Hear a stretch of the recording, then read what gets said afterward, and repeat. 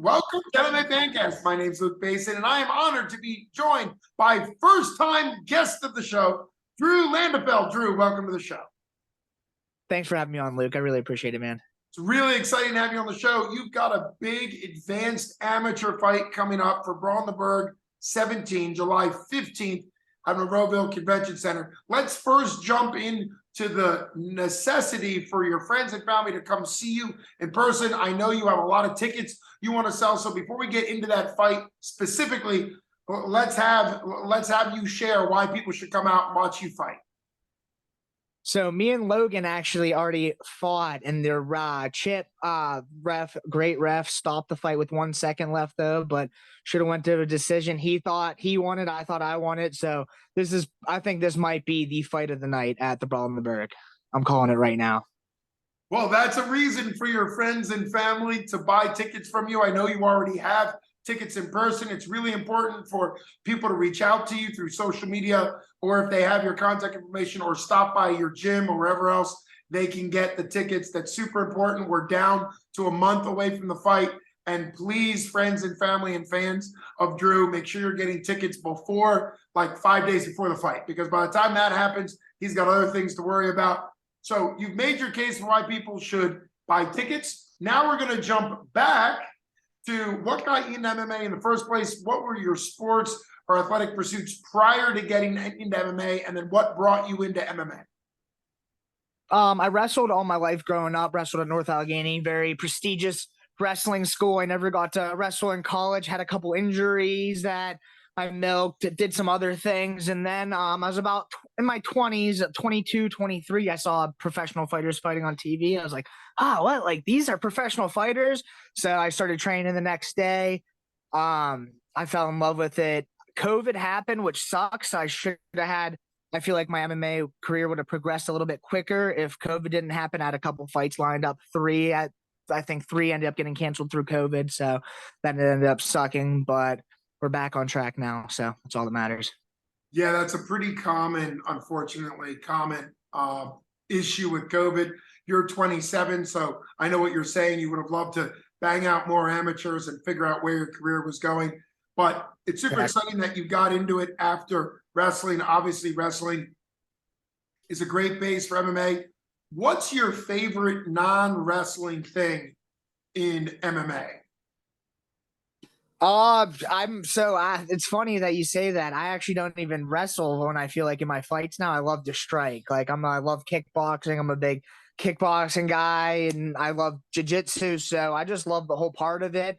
I watch wrestling still, but I'm just more of an MMA guy. And it's funny because I grew up wrestling my whole life, and I'll still watch college a little bit here and there, and I love it, but not as much as I did before. MMA kind of took that in. So everything about MMA, just everything is just, I love it, man.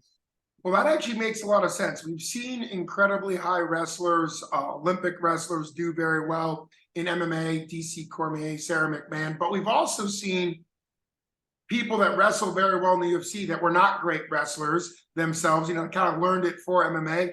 And you're talking about sort of becoming a well-rounded fighter. It's really exciting that you say that striking is your favorite thing that you've been learning, because I notice in your record of the 2 wins, both of them are by submission. So what's exciting is you like to strike, but you're also obviously winning by submission. When did you start adding on submissions? Was that sort of natural because BJJ sort of connects well to wrestling while you were learning? Yeah, exactly. It makes it, and even in high school, me and a couple of my buddies were always just interested in BJJ, would be wrestling around on the mats with ankle locks and different stuff. We'd be putting our heavyweight in ankle locks. What the hell is going on here? So just kind of funny stuff like that. So I was always had an interest in it. And, just in my early 20s, I really got like, I could be really good at this sport if I put my mind to it. And I wanted to see if I wanted to do it. And then I just fell in love with it, and hopefully going pro next year, 2024, do 2 or 3 fights this year, and then get it rolling, start getting some paychecks.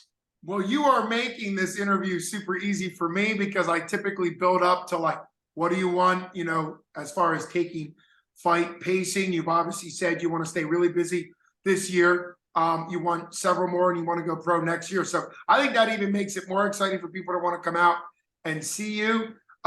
Your last fight was for Brawl the Berg 15. Let's talk about that a little bit. You're obviously going to be fighting at Brawl the Berg 17. This was the December card, their end of the year card. What was that fight like for you? You were coming off that disappointing loss to Logan Fink, although obviously the rematch is super exciting. It's kind of cool how you give him credit for the fact that, he thought he was going to win a decision. You thought you were going to win a decision. Ended up getting that armbar. It seems like your game plan was to survive to the end of the fight, right? That's where your mind was. And obviously Chip Snyder is an incredible friend of mine, an incredible ref, and his job is for fighter safety. So, it is what it is there. But talk about that fight versus Drew, because you obviously were coming off a couple losses. You get an opportunity to fight for 247. Walk us through that fight. So I actually rocked him. If you watch the fight, I rocked him with a minute in the first round and almost knock him out. I saw his eyes roll in the back of his head. And, when you're a young amateur, you get a little punch happy. So instead of picking my shots, taking my time like I should have, hopefully I will this fight. I feel like I could have got the finish easily, but I was just thrown wild. I kind of punched myself out. I could have went for a submission at the end, but just with the adrenaline rushing, I feel like I just wasn't in control as I should have been. And if you have all the skills in the world, it doesn't matter if you can't control it, slow it down in those moments and stuff. So that's a big thing that I've learned, and I think I'm going to put it to the test this one. So I'm definitely going to chase the finish, and I think I'm going to finish him this fight, but I'm going to take it slow, and it's going to be a fun fight. Well, since we're talking about the rematch, that is super exciting. Anytime two fighters can rematch, you obviously already know the opponent, but I would say at this level of amateur, he should be like a new opponent to you, and you should be like a new opponent to him, because you should be adding on skills. Your skill level should be increasing very quickly as an amateur. Let's talk about the fact that this is going to be your first ever and his first ever advanced amateur fight in the state of Pennsylvania. That means that it's 3-3-minute rounds, so up to 9 minutes of fighting. And also, you don't wear shin guards. For a lot of people, it's going to look like a pro fight. We get that question a lot from audiences that don't know. Advanced amateur are still amateur fights, but because they don't wear shin guards, they kind of look pro, which is exciting. You're allowed ground and pound with fists, but not elbows. And on the feet, you're not allowed knees, elbows, or kicks to the head, but it's longer and there's ground and pound. What are you looking forward to the most with it being advanced amateur? So I actually did ground and pound in West Virginia because you could do it there. So I did have one experience with it, but I wasn't too experienced. I fought a pretty good kid, Clint Newing, who's 4-4 now, pretty experienced. So I feel like I didn't utilize it as much as I could have that fight. And all my fights I've been on top. I've been the one deciding if we're on the feet or if we're on the ground. And now that I can do some damage when I'm on top, I think that's going to be huge to my game. So that's just another thing. That's just another notch on my belt there. So just and longer rounds is just longer in the cage with me. Usually doesn't work out. So both those I'm definitely down with. Well, I think that's a good thing for you to be aware when you were talking about your 247 fight. It's obviously great that you're coming back to 247. I know that's something Ryan Middleton and Jim Mooney really want to do. Create really a product where people can get to know fighters. We see that at the higher levels, where if you watch, let's say UFC or Bellator or ONE FC or PFL, you get to know the fighters. So it's really cool that you're able to fight for 247 2 times in a row. I think it kind of helps people that maybe don't know you get to know you. So that's really exciting. But you mentioned about having to learn to pick your shots, slow yourself down a little bit because you kind of punched yourself out in your last fight. How much have you been focused on cardio? Because even though it might not seem like a big deal for people that say, oh, it's just 1 minute more a round, it's an entire extra round. When your previous rounds were 2 minutes, it's a little bit more than a whole extra round, obviously, for 9 minutes. So what does that feel like, making sure that your cardio's there? Yeah, just running more, just always doing extra rounds. When you say you're done, you're never done. It's always like, all right, now I'm doing 1 or 2 more. You can't be done, because that's going to be the determining factor in that fight. And I'm not gonna let that even be in it, not even be a question in this fight, and I am going to be in the best shape of my life for this fight. And you're going to need to, with your game plan, to obviously bang out more fights the rest of this year and go pro in 2024. So that makes perfect sense.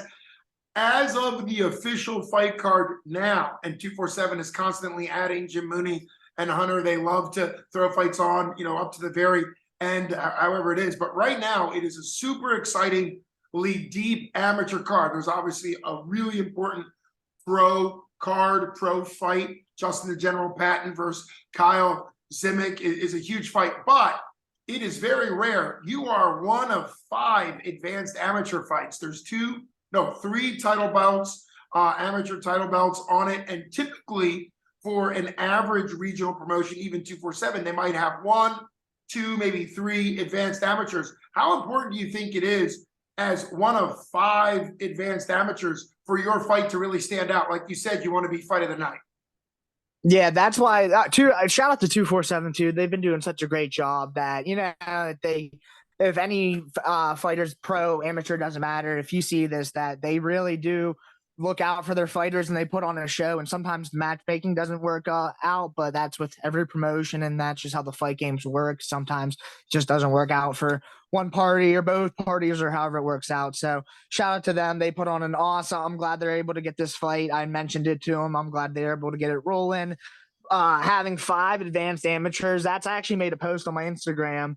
Landy Candy MMA, 145. Give me a follow. I'm pumped to just fight on with like Miguel, Lucas Siebert's fighting Cam Algier, just so many good guys that are about to go pro as well too. So I think that the fans are about to get this is going to be one of the best cards of the year in the around here, because I can't believe they're able to put it together. And just all from all sides, like just the way the fight game works, both parties being able to work out. So hopefully, as of today, I just knocked on wood, so we're good that everything's gonna pan out, and then all these fights are gonna happen. Because I'm just as excited as all these other fights, even for mine. So I know exactly what you're saying. Well, I think that is important, right? Like you have to be a fan of MMA in order to really want to do what you have to do, right? And so that makes a lot of sense. It's also great to hear your shout out for 247, because that is the product they want to put on, right? Last fight, you weren't on it. It was the April card. They ended up replaying on TV, which was incredible. It was incredibly well watched in the Pittsburgh area, and I think that's just going to bring more eyes and more attention. You brought up a great point, though. The fact that, Miguel Francisco has been very clear that he's going pro. Lucas Siebert's been very clear that he's going pro. And you obviously want to go pro at the end of this year, if you can rattle off some wins. So it really shows that, like, that's what you want from a great regional promotion. Debuters, because they got to debut somewhere. You debuted, it's somewhere you got to debut. Oh, no, it's still really exciting. I always say in my commentary, oh no is always exciting, because every fighter that makes it to the big leagues has always had a debut somewhere, right? So yes, a lot of debuts are sloppy and they don't really look as polished, but they start somewhere. So it's always exciting from debut, amateur, and then so many advanced amateurs. I love advanced amateurs. I'm so happy that we'll be able to have so many advanced amateurs. And then obviously Justin the General Patton and Kyle Zimick, they're at the pro level. They're looking to put together their pro career. So it's super exciting from bottom to top, all through it. How excited are you? I know you're going to be in a different mindset because you're fighting the next day, but are you planning on coming to Sprawlenberg? Do you have any skin in the game? Do you have any people that you're rooting I don't for? know. So we weigh in the day before. So I was wondering the timing, if the timing was. Obviously, if I'm weighing in, I'm not going to miss those grappling matches. Have you seen that card? Like, you can't miss that. It's an incredible card. I'm going to be very even if busy. I'm not weighing in, I'm probably going to make the trip to watch it. Yeah, I have to go watch. I want to watch Dempsey. There's so many matches I want to watch. The Teasdale one, like, I can't even name them all right now. The Teasdale, you know how it feels coming into a rematch. Gavin Teasdale, the 13th 4-time Pennsylvania state champion in the history of Pennsylvania. He's the 13th fighter to ever do it. But he is rematching his pro debut at MMA. It was a decision loss. But like I like to tell him, it was a great fight. Gavin Teasdale was throwing a knee, like a flying knee in the last 5 seconds, still going strong. But that's an incredible rematch. So for it to now be submission only. So I actually don't know. I can say for people that don't always understand who controls the weigh-ins are always controlled by the athletic commissioner office because it's an official weigh-in. So I'm not sure if it will be earlier. Usually it was 6 o'clock. Like every time I've heard it's been 6 I know, o'clock. that's Like the time the fight with the grappling would be. So it'd be right, like because grappling, hurry these weigh-ins up, and then we're doing the grappling. So most like if everything works out, yes, everything's gonna be. I don't know how that's gonna work either because I know that the start time for both events is 6:30, and that's like the first fight for both events is 6:30, and so it's super exciting for people that don't know. There's going to be 2 incredible back-to-back events. Obviously, you've got a ton of tickets to sell. We've already covered that for the Brawl in the Berg, Sprawl in the Berg the night before, same location, same cage. It's going to give BJJ artists a lot of opportunity to really showcase their skills sort of in that fight environment, which oftentimes BJJ is done sort of in a tournament environment where there's not a lot of intensity. There can be, but a lot of times they don't have that walkout. They don't have the opportunity to really feel that. So it's going to be very exciting. And I'm pretty sure 247 is waiting to announce a big black belt matchup, at least from what I've seen on social media. They've been hitting that, so it's even going to get better. For you've said your prediction is that you're going to finish him. Obviously, that would kind of, in many ways, redeem. You got finished officially. If you finish him, and then it could. Is he the type of opponent? Because I know he's a good opponent, and you respect him, and obviously he's taking the rematch. Is this the type of opponent that if you were to get a win over him, that you assume at some point at the pro level that you guys would possibly face each other again? We've seen that happen where fighters end up kind of seeing each other multiple times throughout their career. Yeah, definitely. Especially if we're both getting a paycheck. I don't know why the hell not. We've done it twice before. Let's do it a third time and get paid for it, man. I respect anyone that steps in that cage, to be honest, man. It's just it's my job to get it done in there, and that's what I have to do. Well, I mean, you're an exciting fighter, and the way you fight, your appearance. What is your Instagram name again? And do you already have a fight nickname? It kind of sounded like a fight name.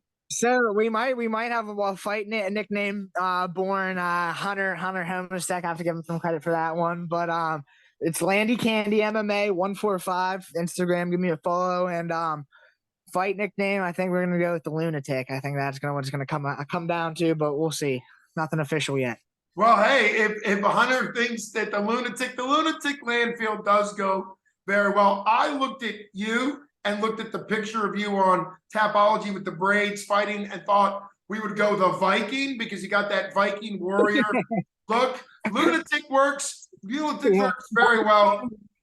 I actually did have Viking braids last fight too. The girl told me. I don't know what the hell that means, but she said I had Viking braids the last fight is what she did. So that's funny. Well, yeah, I see the picture on your Tapology is you with Viking braids. Yeah, those are Viking braids. They braided their hair. They braided their hair for battle. So, but the Lunatic does really work well, Hunter. I do want to say that's a great nickname. I'm partial to the Viking. I might throw out the Viking, but if you decide to go with the Lunatic, it's a great one. You know what's funny? Clay the Carpenter Guida had the nickname the Carpenter. That's not really too intense sounding of a fight nickname, and it still works. So. He should be like Clay the Psycho Guida or something. Yeah, right. The Carpenter, and really, he was like the Lunatic. That's why I started thinking when you said Lunatic. So that's a great nickname for the style of fighting. I'm excited. I hope people are excited. Funny story about Clay Guida real quick. I was at a wrestling tournament. He was a coach actually, and he was coaching his kids, and he's over there like slapping the shit out of himself before like his kid's going up one of his kids are going up to wrestle. So funny story about him. Yeah, dude, it's hilarious. So awesome. Well, him doing that does remind me of something, that coaching is a sport in and of itself. So it's interesting that he was pretty famous, slapping himself before an MMA fight. He's slapping himself before coaching because he wants to get amped and he wants to get dialed in. So, I mean, that is pretty cool for Clay the Carpenter Guida. Great experience. You did mention wrestling a lot, so that makes sense that you would have run in that circle. I mean, Drew, it's been an absolute honor having you on for the first time. Before we go, let's talk about a big important part about any fighter, particularly amateur. You obviously want to go pro, is being supported, is having sponsors, being able to have more opportunities to train, better nutrition, or whatever else your sponsors are. Let's get to your sponsors, talk us through them, and tell us a little bit about why they're so important to your journey. Yeah, I have a bunch of sponsors in my area, but I just want to go over on my main one, Mayola Electric. It's my best friend. He started his own electric company, which I'm so proud of him for doing. One, and two, he supported me ever since I've been, my first fight, and that means the most to me. All these people believed in me, even maybe before I believed in myself, which is the coolest part. So, Mayola Electric, if you need an electrician, he is the best in Pittsburgh. And if you don't think that, I'll beat you up. And then a couple more. Barry's Pub. It's one of the coolest bars in the area. It's in the North Hills area. I don't know if you're familiar, Wexford area, North Hills area, one of the coolest bars around. If you ever want to stop by, get a drink. They have karaoke night Thursday. This place is packed. Nothing like it. So you need to stop down there. 412 Landscaping. They're one of the best landscaping groups that you can find around here. So they're getting filled up fast. So you better hit them up. I want to give a shout out to Pat Lenahan. He realtor, sells houses, commercial, anything like that. So if you need anyone to sell your house, that's the best guy I know to sell your house right there too. So there's so many more, but I'm gonna have a big present for my sponsors. Everyone's gonna know about them this fight. So yeah, you'll be seeing that too. Well, I'm excited about that. I'm going to be cage side. Can't wait to catch the action. Drew Landefeld, it's been great having you on to preview your rematch with Logan Fink, who's obviously, that's a super exciting matchup. That's Brawlenberg 17. It's going to be July 15th at the Monroeville Convention Center. And we've already talked about how there's going to be Brawlenberg the night before. Go ahead and say something. Looks like you want to say something, sir. My phone's dying, but you're the man, Luke. And all right, we'll wrap it up. Thanks so much for coming on the show. And you've been listening to Luke Basin with Drew Landefeld. Thanks so much. Have a good night.